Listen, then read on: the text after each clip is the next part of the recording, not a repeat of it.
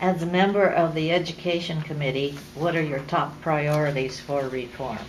Okay, I am not on the Education Committee. well, I'm on Higher somebody got Ed, that which right. Higher ed, okay. which is the college areas. And what I've tried to Higher work ed. for is I don't want to price our kids out of a college education. I'm really concerned about the tuition getting higher and higher and higher. I've worked very closely with the student councils and the student government that work with the higher education. And in fact, they even call me on off session asking about certain areas. Reform there, I'll tell you what, they're going to have, I believe that the colleges are going to have to come back to a realization that the state can't provide all of the funding, and it can't go all to the tuition end of it. And when you read about presidents making the kind of money they're making, I think maybe people better come back to reality. It's a different time. And I think the top echelon needs to take a hard look at who's doing what. Is there extra coverage and overlap? Because I think in almost every agency that there is. There are expectations of grants and scholarships, and good grief, you know, I lost my husband when I had 2 kids in college. And I remember going out there and applying for every loan I could get, and all of us worked to try, and it took a while to pay off all the loans too. But honestly, the low income kids have a place to go to get money to go to school. Middle class kids, I have to say to you, I believe are screwed. And the higher echelon, they can pay for it. And that's the problem. How do we bring some balance back to the middle class students and give them a chance? I'll be working in that regard. Can you also explain your vote on House Bill 2776? Rather than addressing the multi-layered bureaucracy and special interests, this bill just is just increasing funding. Tell me what the bill was, please. The number's not helping me.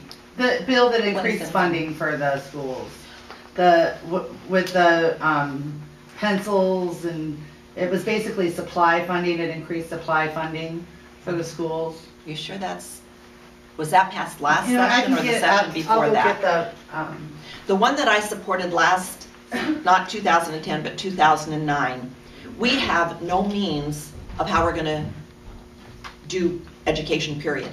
We don't have basic education defined. We didn't even have a plan. And I think that was 2166. But that one was laid out to lay out a blueprint of how do you do that. Some of the ratios and the figures of how they, for example, transportation. It's by the crow flies.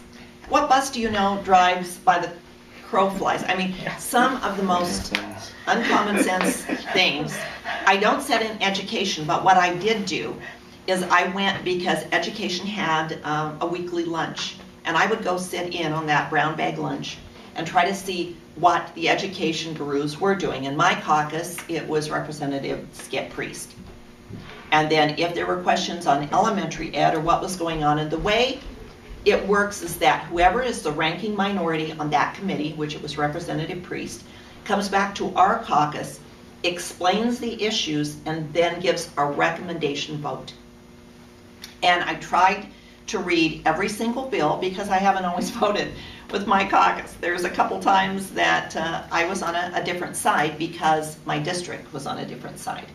And Eastern Washington and Western Washington often have very different issues.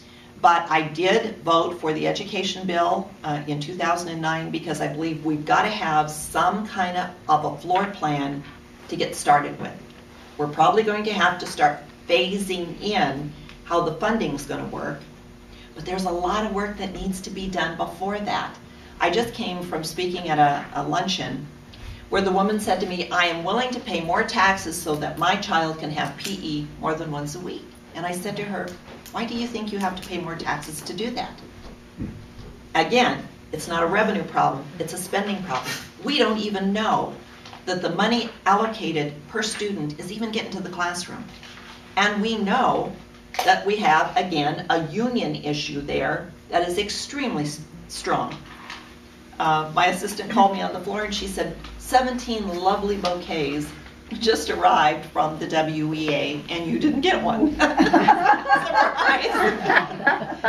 But there comes a point that, first of all, we have to provide education to all of our students and all of our children in the state of Washington. It is the paramount duty. We know that. The lawsuit that was filed that said we weren't doing that, the judge said we weren't doing that, and we aren't doing that.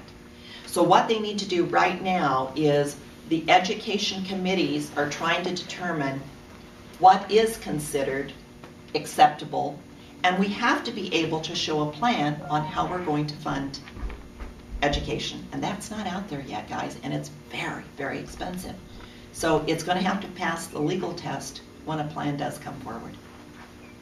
So I know that I also voted on levy equalization because we have, at least in my district, Bremerton was going to lose right about $200,000. South Kitsap was going to lose closer to $500,000.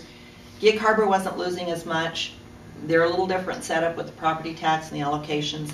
But Bremerton and South Kitsap, it was crucial that we kept the levy equalization in there for them. Before taking votes, I called all three of the superintendents from my districts, Bremerton, Port Orchard, and Gig Harbor. Was on a one-to-one. I had their cell phone numbers so that I could even call them from the floor, asking their advice on some of the votes as they came forward. And so that's how I felt that I did fairly and accurately represent my district. Going back to real quick, the 2776, it says that it's a culmination of last year's 2261 that revised the state's definition of basic education. Okay.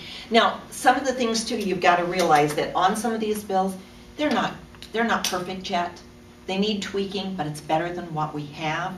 We also have to continue to show the progress because this lawsuit could be huge, could be a huge problem. And I think that we're doing the best we can in that regard. And some of the bills that went forward were maybe, they're certainly not an answer to everything, but it's better, it makes it a little bit better than what it was before. But we've got a long ways to go. Some of the ratios and the way some of this stuff is figured, it's hard to even figure out. It doesn't make a lot of sense. And that's another thing that's going to be looked at. One of the ways that I think you could save money too is, I know how important our janitors are to our schools. They're important to our kids. They're important to the cleanliness of the schools, but why couldn't that be contracted out? Why do they have to be an employee of the state and draw all the benefits? It could be contracted out to, again, private sector, and I think that's what we're going to have to start doing, is looking at more of these kinds of things and not saying we've got to continue doing everything status quo, because nothing's going to change, and we have to have some critical changes and, again, efficiencies and accountability there. But I have to say that the union's going to play a vital role there, and I don't know to what extent that's going to happen. And I think, again, whoever's governor is going to have to take some strong leadership there.